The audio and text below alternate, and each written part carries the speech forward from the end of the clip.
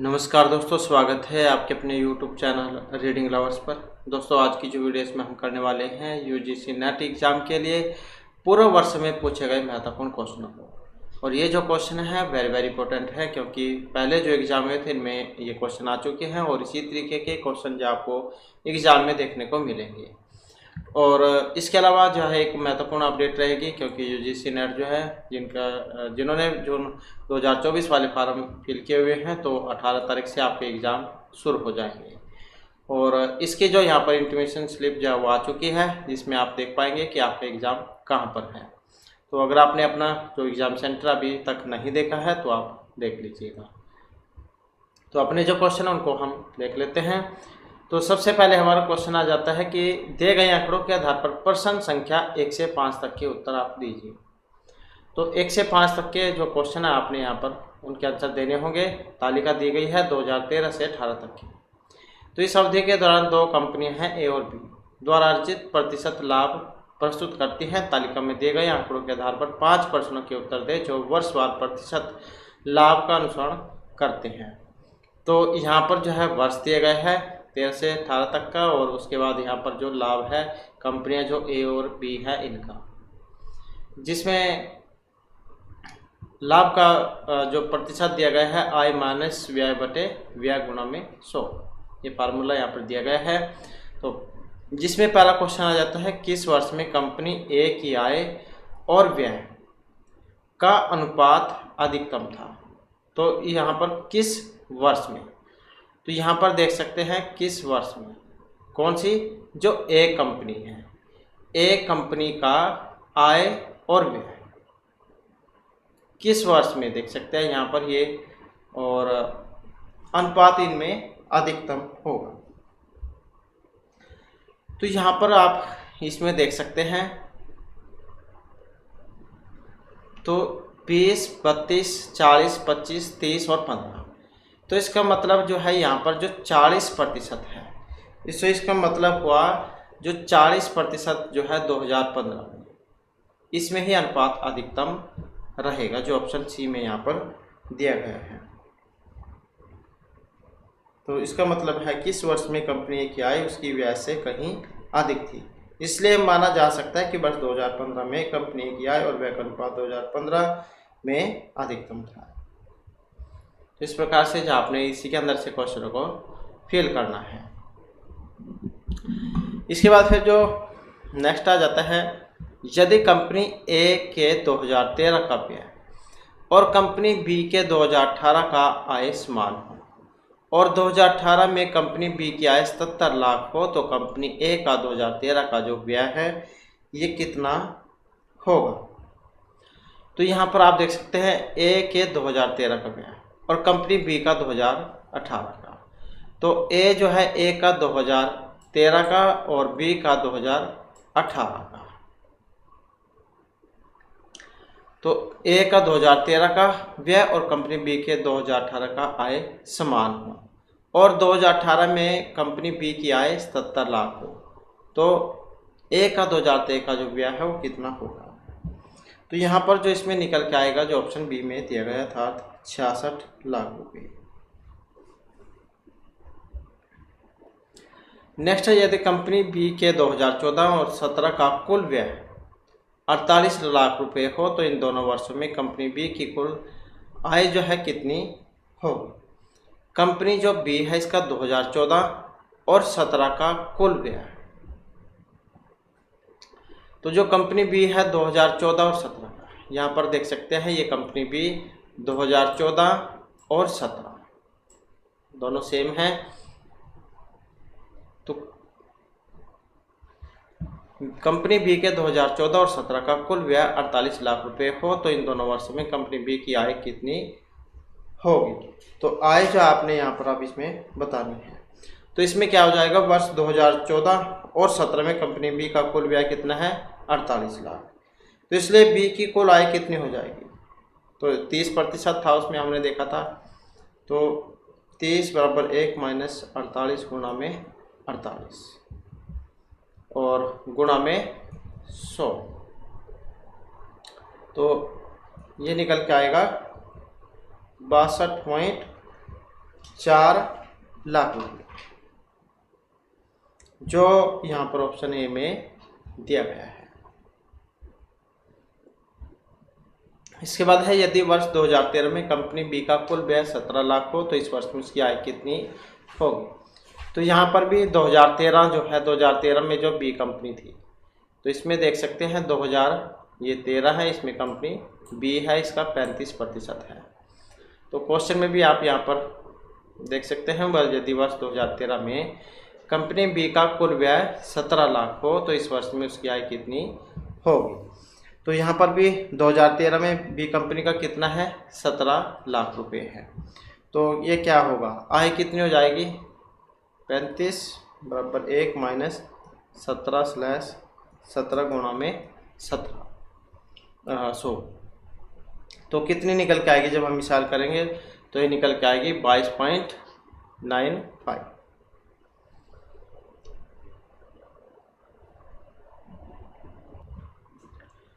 इसके बाद है नेक्स्ट में है यदि वर्ष 2017 में कंपनी ए की कुल आय 26,00,000 हो तो इस वर्ष में कंपनी ए का कुल व्यय कितना होगा।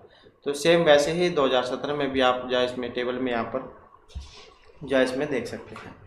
तो 2017 में कंपनी की कुल आय 26,00,000 है, तो कंपनी ए का कुल जो व्यय है खर्चा, तो ये कितना होगा। तो इसमें भी 2017 में कंपनी की कुल आय 26,00,000 होगी, तो इसलिए वर्ष में कंपनी ए का कुल व्यय कितना हो जाएगा, तो ये हो जाएगा 30 बराबर 26 माइनस ई और स्लैश ई गुणा में 100। तो यहाँ पर भी वैसे ही मतलब क्या हो जाएगा, ये बराबर हो जाएगा ये 20,00,000 रुपये, 20.0। तो 20,00,000 रुपये जो है यहाँ पर ये इसका हो जाएगा, जो यहाँ पर ऑप्शन जो है डी में दिया गया है। इसके बाद जो आ जाता है नेक्स्ट में है नीचे 2 वाक्य दिए गए हैं, कथन ए को चिन्हित किया गया है और दूसरे को निष्कर्ष आ।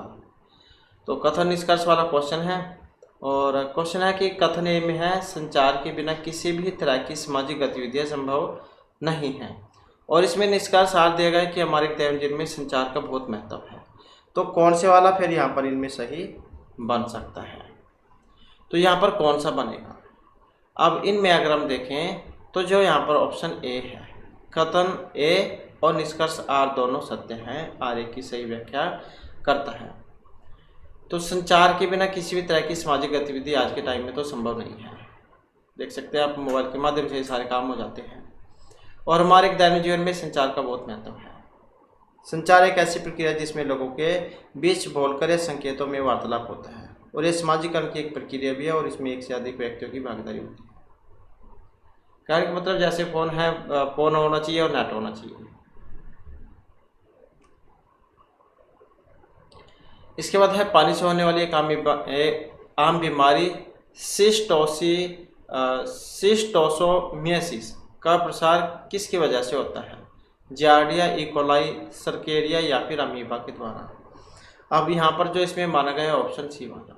तो पानी से होने वाली एक आम बीमारी है सिस्टोसोमियासिस, जिसका प्रसार होता है सर्केरिया की वजह से। ये क्या है कि जो यहाँ पर दिया गया है सिस्टोसोमियासिस, ये क्या है कि ये परजीवी रोग है, जो यहाँ पर नाम दिया गया है सिस्टोसोमा नामक जीव की वजह से फैलता है, और इसमें गंभीर और जानलेवा संक्रमण फैलने की क्षमता होती है। ज्वर, मलमूत्र में खून का आना, पेट के विकार, तो ये सारे इसके लक्षण हैं। और सर्केरिया नामक संक्रामक परजीवी घोंघे से पानी में मिल जाता है, और व्यक्ति की चमड़ी इससे संक्रमित पानी के संपर्क में आने पर गंभीर बीमारी की चपेट में आ जाती है। तो घोंघे जो होते हैं उनसे फैल जाती है। इसके बाद है परिणाम लक्षित शास्त्रार्थ के संदर्भ में कौन सा कथन यहाँ पर सही है। तो परिणाम लक्षित शास्त्रार्थ के संबंध में आधार और निष्कर्ष के बीच का संबंध वास्तविकता पर आधारित होता है। आधार और निष्कर्ष के बीच का संबंध प्रयोग सिद्धि की आवश्यकता पर निर्भर होता है। आधार और निष्कर्ष के बीच का संबंध अनुमान के सत्यापन से निर्भर करता है। तो कौन सा वाला यहाँ पर इसमें माना गया है। तो यहाँ पर अगर हम देखें तो जो है इसमें हमारा ऑप्शन बी जो है इसको माना गया है। आधार और निष्कर्ष के बीच का संबंध तार्किक आवश्यकता पर निर्भर करता है। निगमनात्मक वाद विवाद निगमनात्मक तर्क पर निर्भर करते हैं, जिसका मतलब हुआ कि निष्कर्ष हमेशा विषय को तार्किक रूप से समझकर निकाला जाना चाहिए।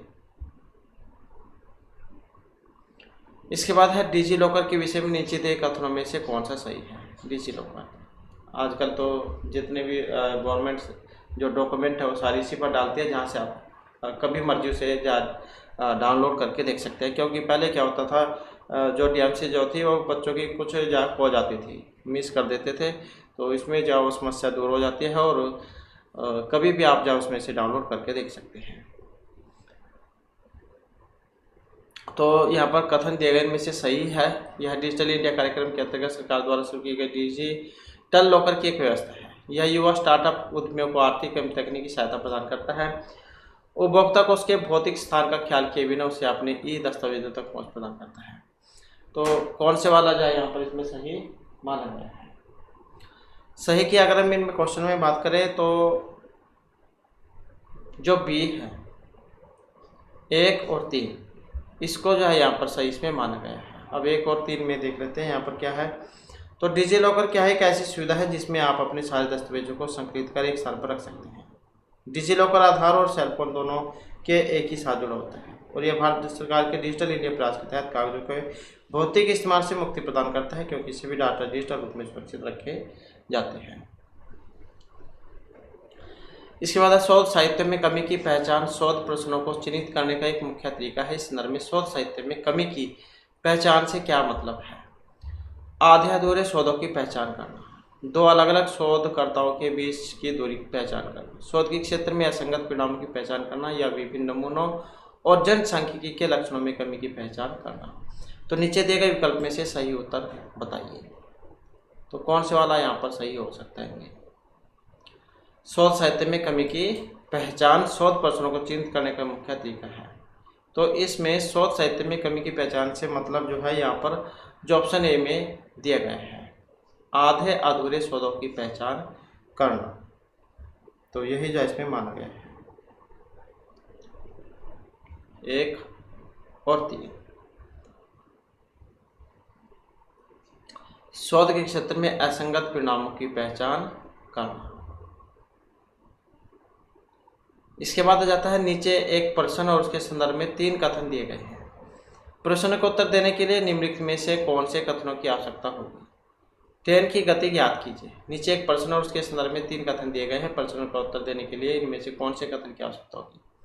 ट्रेन की गति ज्ञात कीजिए। ट्रेन विपरीत दिशा से आने वाली ट्रेन को 20 सेकंड में पार कर लेती है। 300 मीटर लंबे प्लेटफार्म को ट्रेन 30 सेकंड में पार कर लेती है।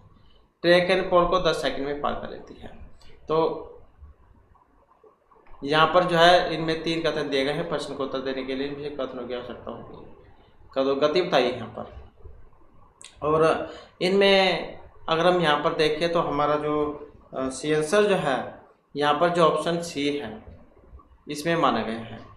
तो केवल 2 और 3 ये वाले ही यहाँ पर सही है। 2 और 3। 2 में है कि 300 मीटर लंबे प्लेटफार्म को ट्रेन 30 सेकंड में पार कर लेगी और तीसरा है कि ट्रेन एक पोल को 10 सेकंड में पार कर लेती है। तो 2 और 3 जो को माना गया। इसके बाद दोबारा से यहाँ पर कथन निष्कर्ष वाला क्वेश्चन आ जाता है। तो यहाँ पर जो हमारा कथन ये है चिन्हित किया गया है और दूसरों को दूसरा निष्कर्ष है। मतलब यह कथन क्या है इसमें कि शोधकर्ता बहुत थोड़े से प्रमाण के आधार पर भी एक निश्चित परिणाम पर पहुंच सकते हैं। शोधकर्ता बहुत थोड़े से प्रमाण के आधार पर भी एक निश्चित परिणाम पर पहुंच सकते हैं। इसका यहाँ पर निष्कर्ष निकाला गया है कि सार्थक सांख्यिकी परीक्षण की सहायता से शोधकर्ता डाटा से आसानी से तार्किक रूप से सत्य परिणाम निकाल पाते हैं। सार्थक सांख्यिकी परीक्षण की सहायता से शोधकर्ता डाटा से आसानी से तार्किक रूप से सत्य परिणाम निकाल सकते हैं। अब कौन से वाला जो यहाँ पर सही है, कथन निष्कर्ष वाला जो यहाँ पर क्वेश्चन है। अब यहाँ पर जो इसमें माना गया है कौन सा, जो ऑप्शन डी में आया है ए इसमें गलत है और निष्कर्ष आर जो है वो सही है। अब ए में क्या था, यहाँ पर ए में बताया गया था कि शोधकर्ता बहुत थोड़े से परिणाम के आधार पर भी एक निश्चित परिणाम पर पहुंच सकते हैं, ये वाला गलत था। और सार्थक सांख्यिकी परीक्षण की सहायता से शोधकर्ता डाटा से आसानी से तार्किक रूप से सत्य परिणाम निकाल पाते हैं, तो ये वाला जो है यहाँ पर सही माना गया है। इसके बाद आ जाता है सूची 1 में दिए गए आयोग के नामों को सूची 2 में दी गई संख्याओं के साथ मिलान कीजिए। तो मिलान करने वाला यहाँ पर क्वेश्चन है, तो मिलान करने में देख लेते हैं यहाँ पर कौन सा बनेगा। ऑप्शन सी वाला हो जाएगा 3, 1, 4 और 2। तो 3, 1 और 4, 2 को मिलान करके देख लेते हैं। तो जैसे यहाँ पर सबसे पहला आया है राधा कृष्णन आयोग, तो इसका जो संबंध था ये था माध्यमिक और उच्च शिक्षा के एकीकरण की सिफारिश से संबंधित। इसके बाद जो दूसरे नंबर पे है मुदालेर आयोग, इसका जो संबंध है तो ये है 3 वर्षों की माध्यमिक और 4 वर्षों की शिक्षा व्यवस्था की शुरुआत से।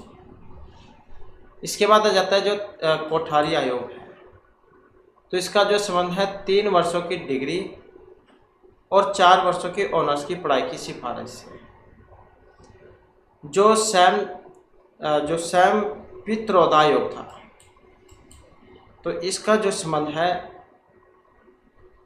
ये हो जाएगा बहुविषयक पेशेवरों के लिए पाठ्यक्रम का पुनः गठन करने से।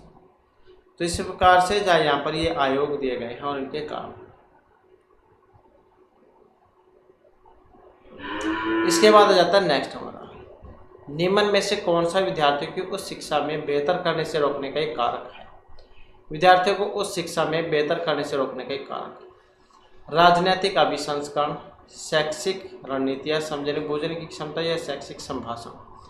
तो विद्यार्थियों को उच्च शिक्षा में बेहतर करने से रोकने का एक कारक है कौन सा, जो यहाँ पर ऑप्शन ए में दिया गया है, राजनीतिक अभिसंस्करण। इसके बाद है नीचे दिए गए कथन पर गौर कीजिए। सहस्राब्दी विकास लक्ष्यों को 2015 तक पूरा कर लेना था। सतत विकास लक्ष्य 2035 तक संयुक्त राष्ट्र को निर्देशित करते रहेंगे। ये सतत विकास लक्ष्य जनवरी 2016 में प्रभावी हुए हैं। तो कौन से वाला यहाँ पर कथन इसमें सही है। अब सही कथन की अगर हम देखें, ऑप्शन सी जो है इसको माना गया था, जिसमें 2 और 3 जो हमारे सही यहाँ पर माने गए हैं। सतत विकास लक्ष्य 2035 तक संयुक्त राष्ट्र को निर्देशित करते रहेंगे, और तीसरा था कि ये सतत विकास लक्ष्य जनवरी 2016 से प्रभावी हुए हैं। तो इस प्रकार से जो है यहाँ पर इसमें माना गया था। इसके बाद है निम्नलिखित में से कौन सा कथन स्व-उद्देश्य प्रतिचयन के भाव को पूरी तरह से उजागर करने में अक्षम है। कौन सा कथन स्व-उद्देश्य प्रतिचयन के भाव को पूरी तरह से उजागर करने में अक्षम है। तो गुणात्मक शोध में किसी स्थिति या व्यक्ति के चयन में स्व-उद्देश्य प्रतिचयन की प्रक्रिया की आधारभूत भूमिका नहीं होती है। स्व-उद्देश्य प्रतिचयन किसी भी शोधकर्ता के नमूना चयन में अग्रणी भूमिका निभाते हैं। सैंपल साइज के बारे में निर्णय लेने के लिए सैद्धांतिक परिपूर्णता की महत्वपूर्ण भूमिका होती है। गुणात्मक शोध में एक ही सही सैंपल साइज क्यों हो, इस पर भी विवाद बरकरार है। तो यहाँ पर इनमें देखें तो कौन से वाला बनेगा, कौन सा कथन स्व-उद्देश्य प्रतिचयन के भाव को पूरी तरह से उजागर करने में अक्षम है। तो कौन से वाला है जो यहाँ पर ऑप्शन ए में दिया गया है। गुणात्मक शोध में किसी स्थिति या व्यक्ति के चयन में स्व-उद्देश्य प्रतिचयन की प्रक्रिया की आधारभूत भूमिका नहीं होती है। इसके बाद आ जाता है नेक्स्ट क्वेश्चन हमारा। यहाँ पर क्वेश्चन है कि 3 नल हैं ए बी सी, किसी टंकी को 8, 10, 12 घंटे में भर देते हैं। यदि नल ए लगातार चालू रहे मगर नल बी और सी बारी बारी से 1 घंटे के लिए चालू किए जाए तो उस टंकी को पूरी तरह से भरने में कितना टाइम लगेगा। तो कितना समय जो है यहाँ पर लगेगा। तो यहाँ पर देखें तो इनका क्या है, हमने एलसीएम ले लेना है 8, 10, 12 का, 8, 10 और 12 का। तो एलसीएम जो है यहाँ पर इनका 120 आ जाएगा। तो ए बी और सी के द्वारा व्यक्तिगत कार्य है, तो जैसे ए है तो ए का कितना होगा 120 लेस 8 कितना हो जाएगा 15, इसी प्रकार से फिर बी का है, बी का कितना हो जाएगा 120 गुणा में 10 कितना हो जाएगा 12। इसी प्रकार से जो सी है, सी का काम हो जाएगा यहाँ पर 120 गुणा में 12 10। तो फिर यहाँ पर ए और बी, ए और बी जो इनका काम देख लेते हैं, ए और बी का काम। तो ए प्लस बी का काम हो जाएगा 27 घंटे का, और ए और सी का काम, ए और सी जो है इसका काम हो जाएगा 25 घंटे का। तो कुल जो यहाँ पर घंटा जो बनेगा कितना हो जाएगा, ये 55 हो जाएगा, 55 घंटा ऑफ कोर्स। तो कुल क्षमता कितनी होगी, कुल क्षमता हो जाएगी फिर 120 गुणा में 2 स्लैश 55। तो ये निकल के आएगा 4 घंटे 59 मिनट। तो ऐसे फिर निकल के आएगा। जो यहाँ पर देख सकते हैं आप, जो ऑप्शन बी जो है इसमें बनेगा। इसके बाद है शोध के एक आदर्श के अनुसार शोधकर्ता निम्नलिखित प्रक्रिया अपनाते हैं। सिद्धांत, परिकल्पना की अवस्थिति, डाटा संकलन, डाटा का विश्लेषण और परिणाम, और परिकल्पना की पुष्टि या अस्वीकृति, और सिद्धांत का पुनः अवलोकन। अनुसंधान की यह अवधारणा निम्नलिखित में से किस पर आधारित है? अधिष्ठापन का दृष्टिकोण, निगमनात्मक, गुणात्मक या व्याख्या का दृष्टिकोण।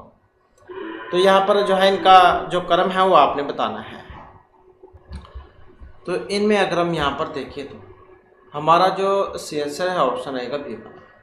तो निगमनात्मक दृष्टिकोण यहाँ अपनाया जाता है, और उच्च जो कक्षाएं हैं उनके लिए यह विधि का उपयोग किया जाता है, निगमनात्मक दृष्टिकोण। तो निगमनात्मक दृष्टिकोण के केंद्र में मौजूदा सिद्धांत के आधार पर परिकल्पना का निर्माण और उस परिकल्पना को परखने के लिए शोध कौशल होता है।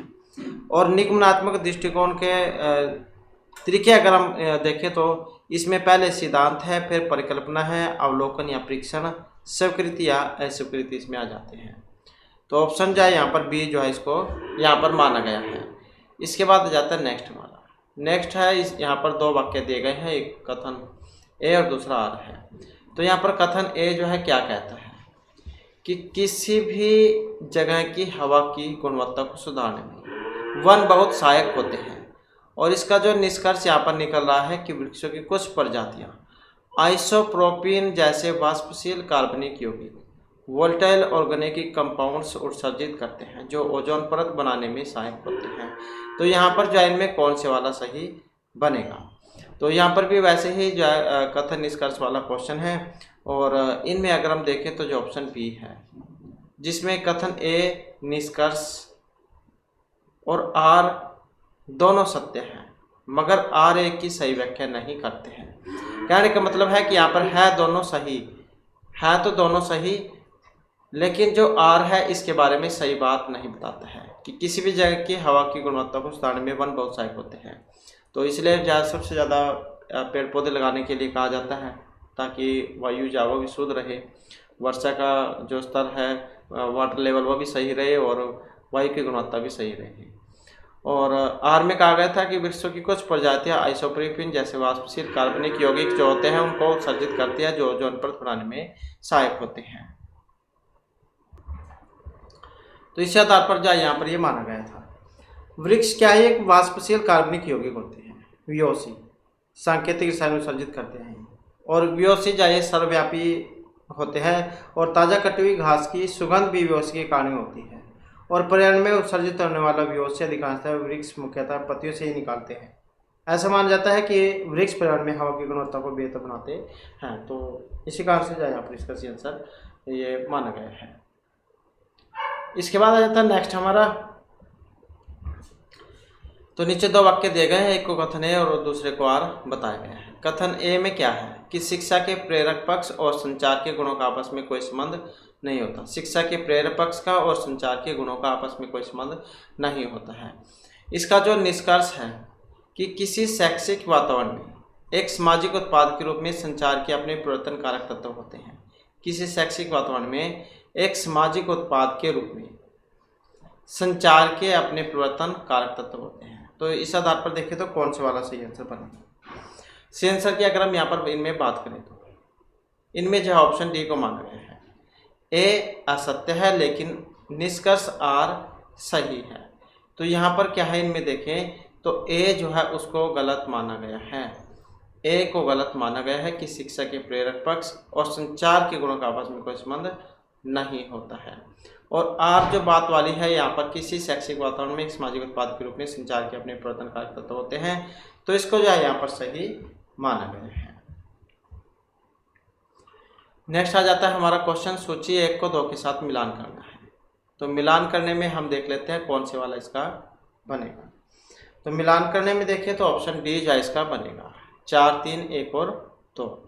तो यहाँ पर अगर हम में देखें तो जैसे स्वयं है, तो स्वयं का संबंध किससे है, तो इसका जो यहाँ पर संबंध माना गया है तो ये जो ऑप्शन 4 में है, व्यक्तिगत और अनुकूलन ई शिक्षा से।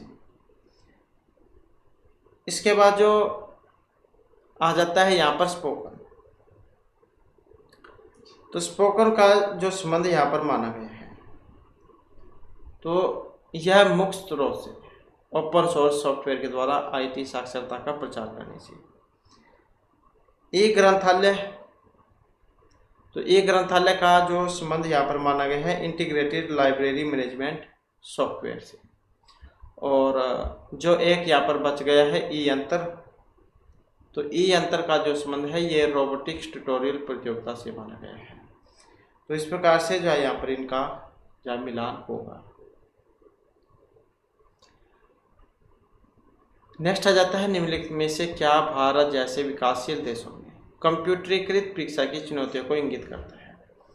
तो इनमें से कौन सा भारत जैसे विकासशील देशों में कंप्यूटरीकृत परीक्षा की चुनौतियों को इंगित करेगा।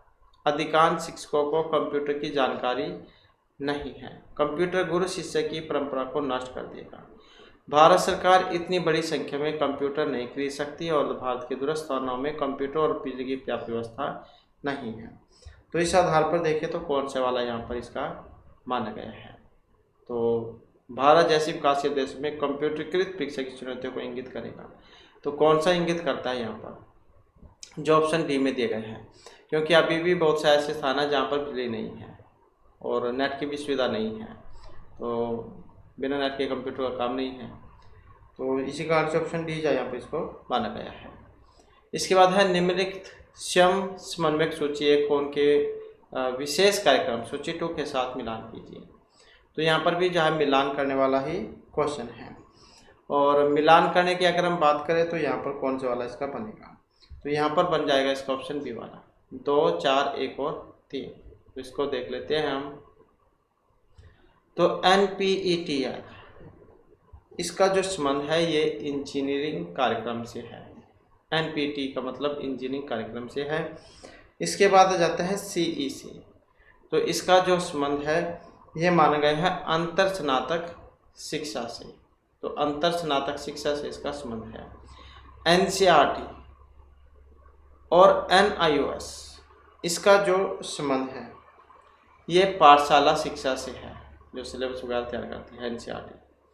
और नीतिर, तो इसका संबंध है शिक्षक प्रशिक्षण कार्यक्रम से।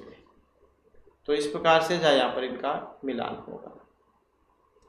नेक्स्ट हमारा क्वेश्चन आ जाता है निम्नलिखित में से किस पर्यावरण समस्या की ओर ध्यान आकर्षित करने के लिए मॉन्ट्रियल प्रोटोकॉल पर हस्ताक्षर किए गए थे। तो कौन सी पर्यावरण समस्या की ओर ध्यान आकर्षित करने के लिए मॉन्ट्रियल प्रोटोकॉल पर हस्ताक्षर किए गए थे। क्षोभमंडलीय ओजोन परत का ह्रास, समताप मंडल में ओजोन परत का ह्रास, भूमंडलीय उष्मीकरण या अम्लीय वर्षा। तो किस पर्यावरण समस्या की ओर ध्यान आकर्षित करने के लिए मॉन्ट्रियल प्रोटोकॉल पर हस्ताक्षर किए गए थे। तो ये था जो ऑप्शन बी में दिया गया है, समताप मंडल में ओजोन परत के ह्रास होने के कारण।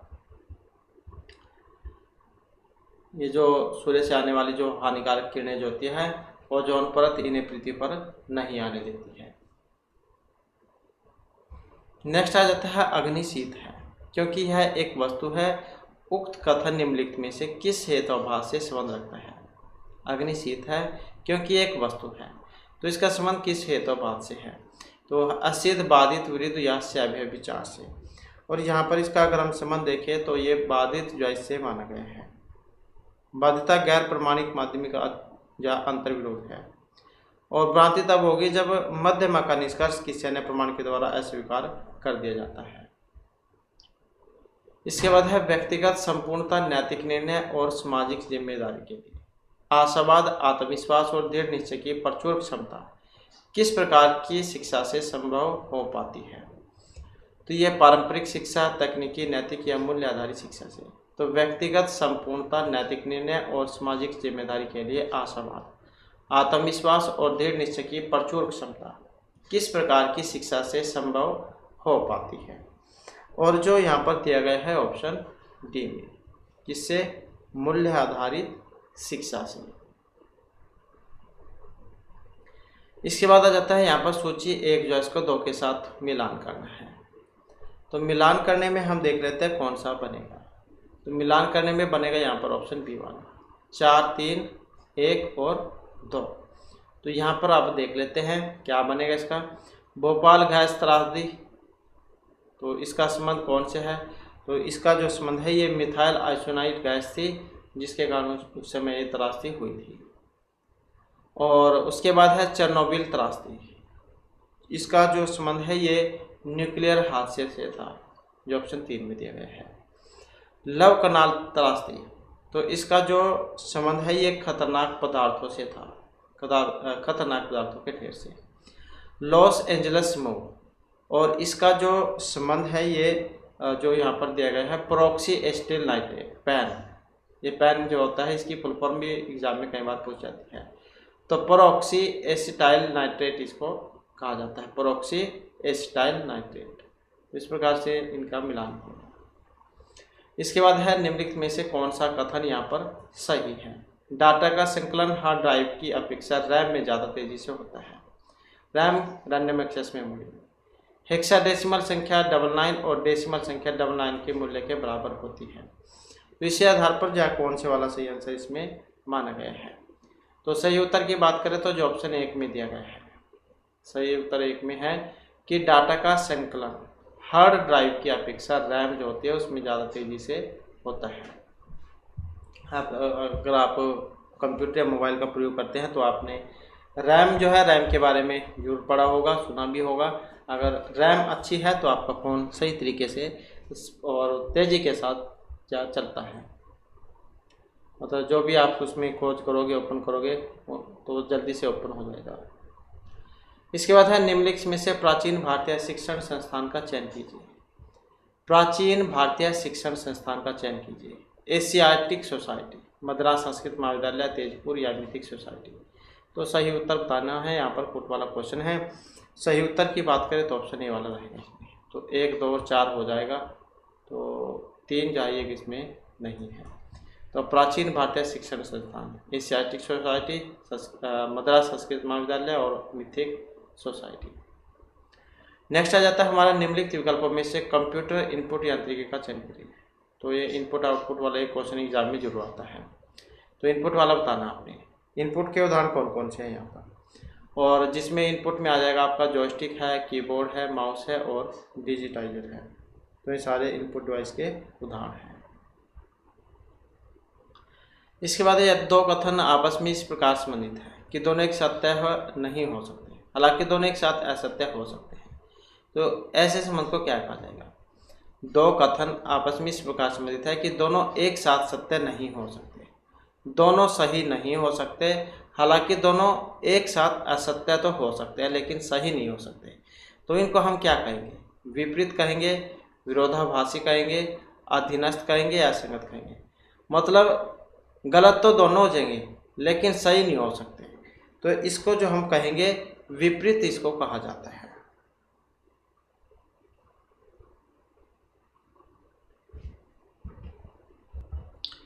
और इस क्वेश्चन का और क्या आंसर हो सकता है आप हमें कमेंट में भी बता सकते हैं। नेक्स्ट आ जाता है निम्नलिखित में से कौन सी तकनीकी शब्द सिर की भावभंगिमा को दिखाने के लिए उपयोग किया जाता है। तो कौन सी तकनीकी शब्द जो है सिर की भावभंगिमा को दिखाने के लिए उपयोग में किया जाता है? प्रोक्सिमिक्स, क्रोनोमिक्स, हेप्टिक्स या काइनेसिक्स का। तो यहाँ पर इनमें जो माना गया है ऑप्शन सी में जो आया है, कौन सी है, काइनेसिक्स है, जिसमें सिर की भावभंगिमा द्वारा अपनी बात समझाई जाती है और इसका मतलब जो है, इसका अर्थ है शारीरिक भाव भंगिमा। इसके बाद है यदि x की आय y की आयु से 20% अधिक हो, तो x की जो आय है y की आय से 20% अधिक है और y की आय z की आयु से 25% कम है, तो कौन सा अनुपात x y z की कुल आय के अनुपात को बताएगा। तो ये कौन सा बताएगा यहाँ पर, जैसे x y और z है, x की जो आय है वो y की आय से 20% अधिक है, इसकी आय से 20% अधिक है। तो यदि x की आय y की आय से 20% अधिक हो और y की जो आय है z की आय से 25% कम है, इसकी आय से 25% कम है, तो कौन सा अनुपात यहाँ पर सही बनेगा। अनुपात की अगर हम बात करें तो ऑप्शन ए वाला बनेगा इसमें 18, 15 और 20 का। इसके बाद है किसी भी श्रेणीबद्ध युक्ति वाक्य के लिए कौन सा कथन सही हो सकता है। यहाँ पर मध्य शब्द मुख्य आधार का विषय और लघु आधार का विधेय होता है। मध्य शब्द मुख्य आधार का विधेय और लघु आधार का विषय होता है। मध्य शब्द मुख्य आधार का विषय और निष्कर्ष का विधेय होता है, या मध्य शब्द लघु आधार का विषय और निष्कर्ष का विधेय होता है। तो यहाँ पर कौन सा सही हो सकता है। अब यहाँ पर अगर इनमें देखें तो जो ऑप्शन ए में दिया गया है कि मध्य शब्द मुख्य आधार का विषय और लघु आधार का विधेय होता है। तो श्रेणीबद्ध जो युक्ति वाक्य होते हैं, ऐसा तरह की युक्ति है जिसमें तरह की 3 श्रेणियां, 2 आधार और 1 निष्कर्ष है। तो इसमें कुल 3 श्रेणियां जो है ये बंधी हुई होती है, जिनकी आवृत्ति 2 बार होती है, दीर्घ और लघु, और शब्द तभी सर्वव्यापी होते हैं जब उनकी आवृत्ति आधार के साथ साथ निष्कर्ष में भी होती हो। इसके बाद है नेक्स्ट हमारा, नीचे दिए गए अनुक्रम में से संचार का जो सही एक तरफा प्रक्रिया जो है वो आपने बतानी है। संचार की सही प्रक्रिया, प्रेषक, डिकोडिंग, संदेश, चैनल, प्रणाली, माध्यम जिसमें एनकोडिंग और प्राप्तकर्ता। तो कौन सी वाली प्रणाली इनमें सही मानी गई है संचार की। और यहाँ पर जो इसमें है ऑप्शन बी में सबसे पहले प्रेषक होगा, फिर वो एनकोडिंग होगी, संदेश, चैनल, प्रणाली, माध्यम, डिकोडिंग और फिर प्राप्तकर्ताओं को संदेश प्राप्त होगा। तो सबसे पहले जो हम जैसे किसी को कोई संदेश भेजते हैं तो वो किस माध्यम से होकर गुजरता है, कैसे कैसे स्थितियों से गुजरता है। एनकोडिंग होगा, संदेश, फिर चैनल जाएगा, वहाँ से डिकोडिंग होगा, फिर प्राप्तकर्ता को मिलेगा। तो इस प्रकार से मशीनी प्रक्रिया के माध्यम से ये हमारे तक पहुँचता है। इसके बाद है ध्वनि प्रदूषण के संदर्भ में निम्नलिखित कथनों पर विचार कीजिए। जैसे जैसे हम ध्वनि के स्रोत से दूर होते जाते हैं ध्वनि का स्तर कम होता जाता है। जिन वस्तुओं का सतह द्रव्यमान का घनत्व अधिक होता है वे बेहतर ध्वनि अवरोधक होते हैं। और 2UPA का ध्वनि दाब 0 डेसिबल जो धावी इसके समान होता है। और तो इनमें से सही बताना है यहाँ पर कौन सा वाला सही है। तो यहाँ पर अगर हम सही की बात करें तो जो ऑप्शन ए में दिया गया है, तो 1 और 2 अर्थात यहाँ पर देखें तो 1 और 2 में क्या है, जैसे जैसे हम ध्वनि के स्रोत से दूर जाते हैं ध्वनि का स्तर कम होता जाता है।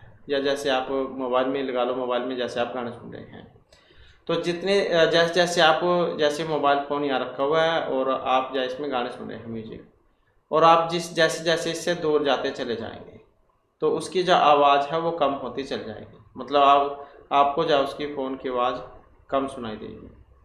और जिन वस्तुओं का सतह द्रव्यमान का घनत्व अधिक होगा वे बेहतर ध्वनि अवरोधक होते हैं। तो इस प्रकार से माना जाता है। इसके बाद नीचे दिए गए विवरण जो है सूची 1 को 2 के साथ मिलान करना है। तो मिलान करने में देख लेते हैं कौन सा बनेगा। यहाँ पर मिलान करने में देखें तो यहाँ पर ऑप्शन बी वाला इसका हो जाएगा। तो 4, 3 है और 1, 2 है। तो 4, 3, 1 और 2 जो है इनको मिलान करके देख लेते हैं। तो 4 3 1 और 2, जिस जैसे सबसे पहला आ जाता है यहाँ पर ज्ञानात्मक। तो ज्ञानात्मक का जो संबंध है किससे है, तो इसका संबंध है 4 से, कि सामान्य समस्याओं के निवारण की क्षमता, तो यह है ज्ञानात्मक। भावनात्मक की बात करें तो कौन सा है, तो भावनात्मक हो जाएगा दूसरे के चेहरे के भाव पढ़ने की क्षमता। दूसरे का क्या देते हैं कि मैंने तो इसके हाव भाव देखकर ही बता देता है कि ये ऐसा ऐसा है, ये आगे ऐसा करेगा। तो कुछ व्यक्ति जो होते हैं उनके चेहरे पर लिखा होता है। उसके बाद है सामाजिक, दूसरों के साथ सामंजस्य बिठाने की क्षमता, तो वो होगा सामंजस्यपूर्ण व्यक्ति, दूसरों के साथ जो गुण मिल जाता है। एक है मौखिक, तो विचारों का सृजन करने की क्षमता, मतलब जो व्याख्या है भाषण वगैरह देना जैसी। इसके बाद है नेक्स्ट हमारा, इसमें आ जाता है इनमें से संचार के द्वारा विकसित किए जाने वाले कौशल का चयन कीजिए। पढ़ना, सुनना, सुनना मदद करना, मदद और बोलना, बोलना और लिखना। तो संचार द्वारा विकसित किए जाने वाले कौशल जायज में कौन सा है, यहाँ पर कौशल की बात करें जो ऑप्शन सी में दिया गया है, तो 1 और 4 इसमें आ जाता है। 1 में है पढ़ना सुनना और 4 में है बोलना और लिखना। नेक्स्ट आ जाता है छात्र अपने शिक्षण संस्थान में सामूहिक पत्रिकाओं में नियमित रूप से लिखते रहते हैं। तो निम्नलिखित में से कौन सा कथन औपचारिक मूल्यांकन के लिए पत्रिकाओं में लिखने की आदत के विषय में सही है, तो सही कथन कौन सा है इनमें। अब अगर हम यहाँ पर सही इसमें देखें तो कि ये छात्रों को अपने विचार सोच को प्रकट करने का एक अच्छा माध्यम है, छात्रों को बताने का मौका देता है कि उन्होंने क्या सीखा है, तनाव से निपटने का एक अच्छा तरीका है, यह संस्थान के प्राधिकरण से हिसाब बराबर करने का एक अच्छा तरीका होता है। तो कौन से वाला जो है यहाँ पर सही है, सही उत्तर आपने बताना है।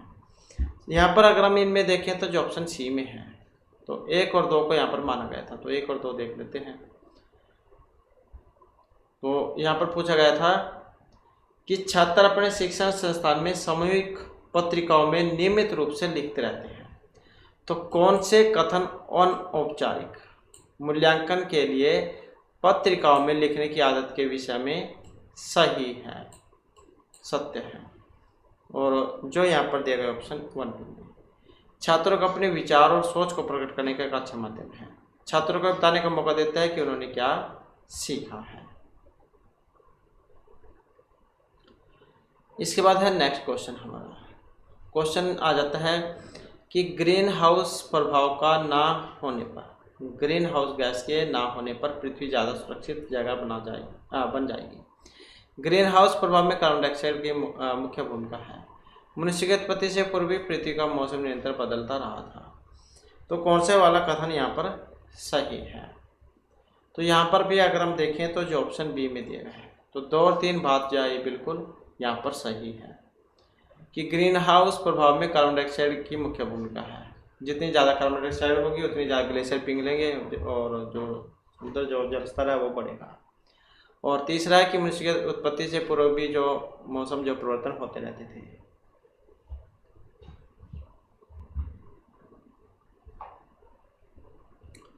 तो यहाँ पर जो है 2 और 3 को माना गया है, तो 2 और 3 जो है यहाँ पर सी आंसर रहेगा। इसके बाद है किसी कक्षा में 60% छात्र महिला और बाकी पुरुष हैं।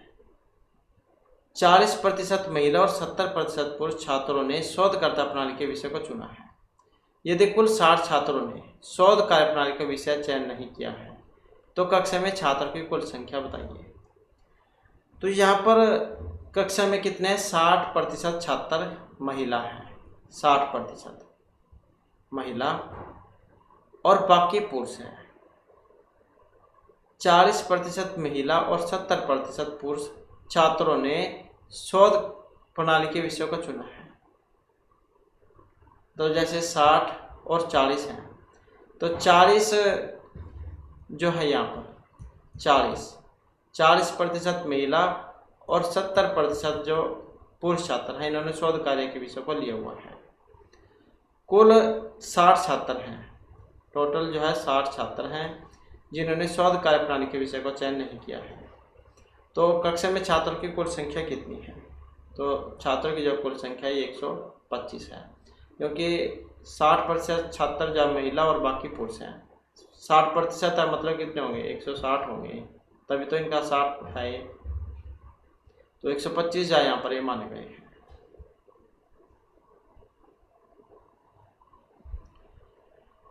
इसके बाद छात्रों को शैक्षिक सफलता के लिए निम्नलिखित में से कौन सा सबसे कम महत्वपूर्ण है? ज्ञानात्मक क्षमता, भावात्मक, वैधानिक या सामाजिक क्षमता। तो छात्रों की शैक्षिक सफलता के लिए सबसे कम पूछा गया यहाँ पर, सबसे कम जो है यहाँ पर जो ऑप्शन सी में देगा वैधानिक क्षमता का होना। तो किसी विद्यार्थी का स्वभाव ज्ञानवर्धक, सामाजिक और भावनात्मक होना चाहिए ताकि वह अपनी पढ़ाई की बेहतर समझ विकसित कर सके। और इसके विपरीत वैधानिक ज्ञान या आधिकारिक प्रबंधन उसकी शैक्षिक सफलता के लिए जरूरी नहीं होता। इसके बाद है कौन सा यहाँ पर सही है। इसमें गूगल के वेब ब्राउज़र का नाम क्रोम है और एप्पल के वेब ब्राउज़र का नाम सफारी है। मोजिला फायरफॉक्स एक मुक्त स्रोत वेब ब्राउजिंग सॉफ्टवेयर है, मतलब ओपन सोर्सेज है। तो कौन से वाला इनमें सही है? अब सही की अगर हम इनमें बात करें तो ऑप्शन डी वाला रहेगा। तो ये तीनों ही बातें अपने आप में सही है। तो जैसे हम गूगल पर कोई भी वस्तु को खोजने के लिए क्रोम ब्राउज़र जाओ उसका प्रयोग करते हैं, इसी प्रकार में एप्पल में सफारी का प्रयोग होता है। और एक ये जो मोजिला फायरफॉक्स है ये ओपन सोर्सेज है। इसके बाद है नेक्स्ट में आ जाता है अनुमान के लिए निम्नलिखित उदाहरणों पर विचार कीजिए। पर्वत प्रज्वलित है क्योंकि इसमें धुआं है और जहाँ धुआं है वहाँ आग होती है। ये 73 धुआं 77 अग्नि, आपने संस्कृत में पढ़ा होगा। क्योंकि आपने अपने नज़दीक भी देखा होगा, जहाँ पर अगर कहीं धुआं उठ रहा है तो जहाँ पर धुआं उठ रहा है तो इसका मतलब है वहाँ पर आग लगी होगी तभी तो धुआं उठ रहा है, और जहाँ पर आग लगी है उसका मतलब वहाँ पर धुआं जरूर होगा। तो इनमें से क्या व्याप्ति को दिखाता है, कौन सा स्थायी सह अस्तित्व को दिखाता है? पर्वत और अग्नि के मध्य स्थायी सह अस्तित्व है, पर्वत और धुएं के मध्य स्थायी अस्तित्व है, आग और धुएं के मध्य स्थायी अस्तित्व है, विचारक और धुएं के मध्य स्थायी अस्तित्व है। तो कौन से वाला सही है इसमें? और यहाँ पर है ऑप्शन सी वाला, आग और धुएं के मध्य स्थायी अस्तित्व है, मतलब दोनों का आपस में संबंध है। जहाँ पर धुआं होगा आग जरूर होगी, आग है तो धुआं वहाँ पर जरूर होगा। क्योंकि ऐसा तो है नहीं कि आग लग रही है और धुआं ना हो। इसके बाद है भूमंडलीय तापमान बढ़ाने की क्षमता के अनुसार ग्रीन हाउस गैसों का निम्नलिखित में से कौन सा आरोही अनुक्रम सही है? तो अनुक्रम जो आरोही अनुक्रम है वो आपने बताना है। जैसे सीधी गिनती होती है 1 2 3 4 5, तो आरोही क्रम इनमें कौन से वाला है? और आरोही क्रम की अगर हम यहाँ पर इसमें जो बात करें तो ऑप्शन बी जो हमारा यहाँ पर बनेगा, carbon dioxide, methane, nitrous oxide और क्लोरोफ्लोरोकार्बन। तो इस प्रकार से यहाँ पर ये इनका क्रम बनेगा। ये जो कार्बन डाइऑक्साइड जो है इसको हम क्या कहते हैं? CO2 कह देते हैं। और मीथेन का क्या कहते हैं? CH4। नाइट्रेट ऑक्साइड इसको क्या कहते हैं? NO2। और जो ये क्लोरोफ्लोरो कार्बन है इसको क्या कहते हैं हम? CFC।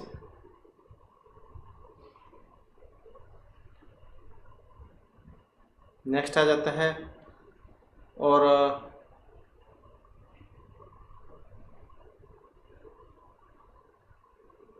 तो इस प्रकार से अगर सल्फर आ जाए, सल्फर हेक्साफ्लोराइड, तो इसका SF होता है। सल्फर का अगर आ जाए SF6 ये होता है इसका सल्फर हेक्साफ्लोराइड का। और एक होता है जैसे आप पढ़ते क्लोरोफ्लोरोकार्बन है, और एक होता है परफ्लोरोकार्बन PFC, ये वाला परफ्लोरोकार्बन। एक हाइड्रोफ्लोरोकार्बन भी होता है, उसको क्या देते हैं? HFC, hydrofluorocarbon. इसके बाद हम निम्नलिखित गद्यांश को पढ़े और क्वेश्चन के उत्तर दें। तो 46 से 50 तक के जो क्वेश्चन आपने इसमें से देने हैं। तो गद्यांश है यहाँ पर आपने एक बार में अच्छे तरीके से पढ़ लेना है ताकि बार बार जो आपको गद्यांश पढ़ना जाना पड़े, क्योंकि शीर्षक भी पूछा जाता है। तो सभी कलाएं रूप और सामग्री का मिश्रण है। और यह किसी न किसी रूप में उत्कृष्ट प्रदर्शन के माध्यम से है कि कलाकार हमें कलात्मक दृष्टिकोण के लिए प्रेरित करने में सफल होता है। उदाहरण के लिए कविता के मामले में सामग्री अलंकारिक विचारों द्वारा गठित की जाती है और भावनाओं को व्यक्त करती है, और रूप संगीतमय भाषा के द्वारा जिसके माध्यम से उन्हें अभिव्यक्ति मिली। इनमें से एक कला से दूसरी कला में बहुत भिन्नता है, और यह तकनीक भी है। हम इसे किसी भी लंबाई में यह संदर्भित नहीं करेंगे। पास करने में कि प्रपत्र का वैध कार्य सामग्री की सेवा करना है, और यदि यह अधिक महत्व रखता है तो जिस कार्य में ऐसा होता है वह सबसे अच्छी प्रकार की कला से चूक जाता है। कला की सामग्री को आमतौर पर उस अर्थ के रूप में परिभाषित किया जा सकता है जिसे वह व्यक्त करता है। इसकी विशेषता बताने वाली उत्कृष्टता कई हैं और उन्हें विभिन्न तरीकों से वर्गीकृत किया गया है। तो यहाँ पर गद्यांश जो है इसके अनुसार इनमें से कौन से पत्रकार की कला सर्वश्रेष्ठ बताई गई है? जो कि गद्य के विचारों पर ज़्यादा बल दे, गद्य के प्रकार पर विशेष बल दे, गद्य के प्रकार का उसके विचारों का सहायक हो, वह जिसमें कि गद्य के विचार उसके प्रकार के सहायक हो। तो कौन से वाला यहाँ पर इसमें सही माना गया है? अब सही था जो ऑप्शन सी में दिया गया था, तो कि जो उसके विचारों का सहायक हो और उसे सर्वश्रेष्ठ माना जाता है। कला को न सिर्फ उसके प्रकार बल्कि उसके अंदर निहित विचारों को भी बल देना चाहिए, और ये इसका उद्देश्य भी होना चाहिए। इसके बाद गद्यांश में कला के विचारों को किस प्रकार से परिभाषित किया गया है? उसके प्रकार के आधार पर, भाषा के आधार पर, अर्थ के या अर्थ के स्पष्टीकरण के आधार पर। तो यहाँ पर विचारों को किस प्रकार से परिभाषित किया गया है, और इनमें देखें तो ऑप्शन है हमारा डी वाला। तो निहित अर्थ के स्पष्टीकरण के आधार पर। किसी भी कला के विचार उसके अंदर छुपे हुए संदेश हैं जो वह लोगों तक पहुँचाना चाहती है, और विचार कला का सबसे महत्वपूर्ण अंग माना गया है। इसके बाद है प्रकार का वैध कार्य क्या है? विचार की विवेचना, अवहेलना, सहायता करना, अंतर्गत विचारों का वर्गीकरण। और जो ऑप्शन यहाँ पर जो डी है, इस सी जो है इसमें जो दिया गया है। तो वैध कार्य क्या है? विचारों की सहायता करना। इसके बाद है गद्यांश के अनुसार कविता के विचारों का निर्माण किन से होता है? अलंकारिक विचारों से, संगीतमय भाषा, उसमें उभरने वाले भावों से। तो यहाँ पर इनमें अगर हम देखें तो ऑप्शन बी जो है इसको माना गया था, जिसमें 1 और 3 को माना गया था, अलंकारिक विचार और उसमें उभरने वाले भावों को। इसके बाद हमारा नेक्स्ट क्वेश्चन आ जाता है, गद्यांश के अनुसार निम्नलिखित में से क्या कविता के प्रकार के विषय में सही है? प्रकार कला पर निर्भर नहीं करता है, वह सदा एक समान है। एक प्रकार की तकनीक है, कला वैचारिक है, या एक प्रकार से संगीतमय भाषा का निर्धारण होता है। तो यहाँ पर सही जो है इसमें कौन से वाला है? और सही कथन की अगर हम बात करें तो इसमें ऑप्शन जो है बी को माना गया था। तो 2 और 4 जो है यहाँ पर इसमें सही है। तो 2 और 4 को हम देख लेते हैं। तो दूसरा है कि यह एक प्रकार की तकनीक है, और चौथा है कि इस प्रकार से संगीतमय भाषा का निर्धारण होता है। तो इस प्रकार से जो है यहाँ पर हमारे जो आज की ये क्लास और महत्वपूर्ण क्वेश्चन थे। नेक्स्ट जो वीडियो इसमें आपके लिए नए जो महत्वपूर्ण क्वेश्चन हम लेकर आएंगे, और हमारे साथ अंत बनाने के लिए धन्यवाद।